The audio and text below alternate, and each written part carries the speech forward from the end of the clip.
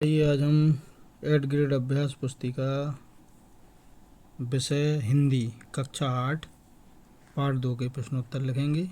तो ये देखिए पार्ट 2 आत्मविश्वास, पार्ट 2 का नाम है आत्मविश्वास। इसके प्रश्नों के उत्तर लिखेंगे।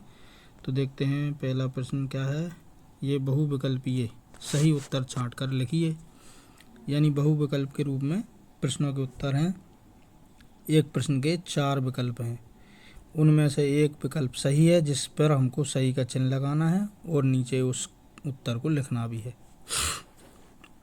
तो देखते हैं प्रश्न क्रमांक 1, आत्मविश्वास का संबंध किससे है। विकल्प है ए बुद्धि से, बी मन से, सी शरीर से, डी योग्यता से। तो पाठ के आधार पर आत्मविश्वास का संबंध मन से है, तो इसका सही उत्तर है बी मन से। तो बी विकल्प पे सही का चिन्ह लगा लें और नीचे इसको लिखना भी है यहाँ पर उत्तर के सामने। अब अगला प्रश्न है दूसरा, सामने वाले व्यक्ति की आधी शक्ति खींच लेने की विशेषता किस में थी।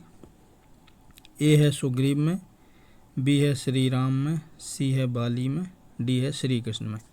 तो इसका सही उत्तर है सी बाली में। तो सी वाले ऑप्शन विकल्प पे सही का चिन्ह लगा लें, बाली में। तीसरा है प्रश्न क्रमांक 3, एकाग्रता को कौन नष्ट कर देती है। तो इसका देखिए विकल्प ए है शक्ति, बी है दुविधा, सी है सुविधा, डी है परीक्षा। तो इसका सही उत्तर है बी दुविधा। तो बी वाले विकल्प पे सही का चिन्ह लगा लें और नीचे इसको लिख भी लें। अगला प्रश्न है चौथा, कृष्ण ने महाभारत में अपना उपदेश किसे दिया था। तो विकल्प ए है युधिष्ठिर को, विकल्प बी है दुर्योधन को, सी है भीम को, डी है अर्जुन को। तो इसका सही उत्तर है डी अर्जुन को। श्री कृष्ण ने महाभारत में अर्जुन को उपदेश दिया था। प्रश्न क्रमांक 5 है, कसौटी पर कसना मुहावरे का अर्थ है। तो इसका विकल्प ए है रस्सी से बांधना, बी है जकड़ना, सी है अच्छे से परखना, डी है कसकर पकड़ना। तो इसका सही उत्तर है डी इसका सही उत्तर है सी अच्छे से परखना। तो सी पर सही का चिन्ह लगा लें और नीचे इसको लिख भी लें। अब हम अगला प्रश्न देखते हैं, नीचे दिए गए शब्दों में से उचित शब्द चुनकर रिक्त स्थानों की पूर्ति कीजिए। ये जो शब्द दिए हैं ये कोष्टक में, इनसे हमको ये रिक्त स्थान भरना है।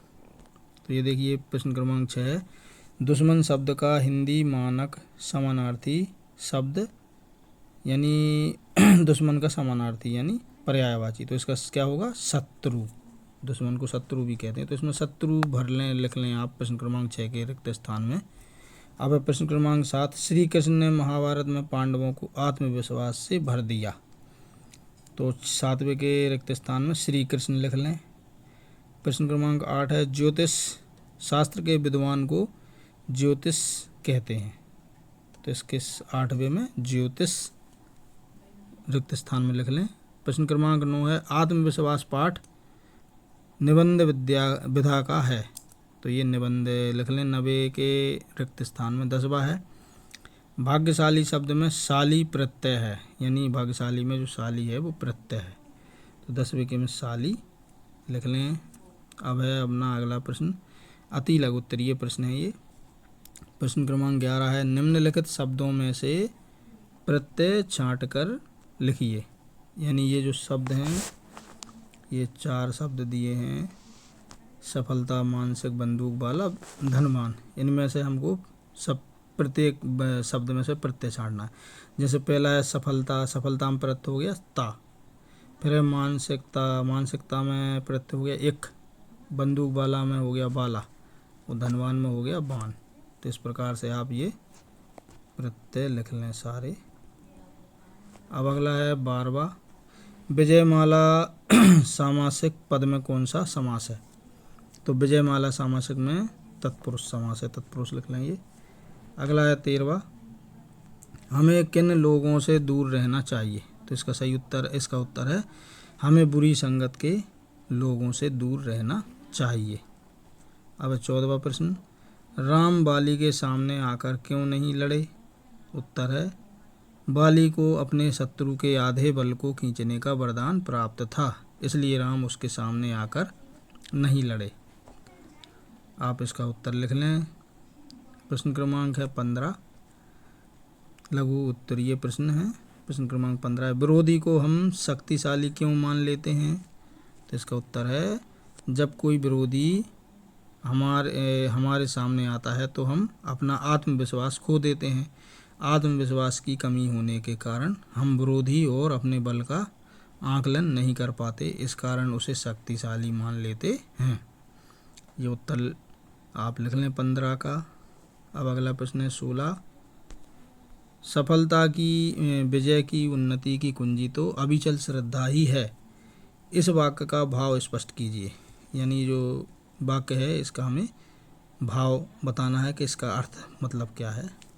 तो ये देखिए उत्तर है, हमारे अंदर उद्देश्य और लक्ष्य के प्रति अटूट विश्वास है तो निश्चय ही हम अपने उद्देश्य में सफल होते हैं और चुनौती पर विजय प्राप्त करते हैं। ये इसका भाव है। आप इसको ध्यानपूर्वक देखकर इसको लिख लें। अब अगला प्रश्न है 17वां, लेखक के मित्र के गुणों पर प्रकाश डालते हुए बताइए कि हमें इससे क्या शिक्षा मिलती है। यानी लेखक के जो मित्र हैं उसके गुणों को बताना है और फिर हम उसको समझेंगे उससे हमें क्या शिक्षा मिलती है। तो ये देखिए, आत्मविश्वास पाठ में लेखक का मित्र साहस और आत्मविश्वास की कमी से ग्रस्त है, उसमें परख और सूझबूझ की भी कमी है। इससे हमें यह शिक्षा मिलती है कि किसी भी परिस्थिति को अच्छी तरह परख कर साहस और विवेक से सामना करना चाहिए। बहुत बढ़िया सीख मिली इससे हमें। अब अगला प्रश्न है 18वां, किसी भी प्रतियोगी परीक्षा में सफल होने के लिए क्या क्या जरूरी है? तो इसका उत्तर देखिए, किसी भी प्रतियोगी परीक्षा में सफल होने के लिए आत्मविश्वास के साथ अभ्यास, अधिक से अधिक जानकारी प्राप्त करना चाहिए। अब अगला प्रश्न है 19वां, आत्मविश्वास के बूते पर जीवन में सब कुछ करना संभव है। आत्मविश्वास पाठ के आधार पर किसी महान व्यक्तित्व का उदाहरण देते हुए उक्त कथन को स्पष्ट कीजिए। तो इसका ये उत्तर है, बहुत थोड़ा बड़ा प्रश्न है, उत्तर है इसका। देखिए, आत्मविश्वास की ताकत कठिनाई पर विजय प्राप्त करने की सामर्थ्य है।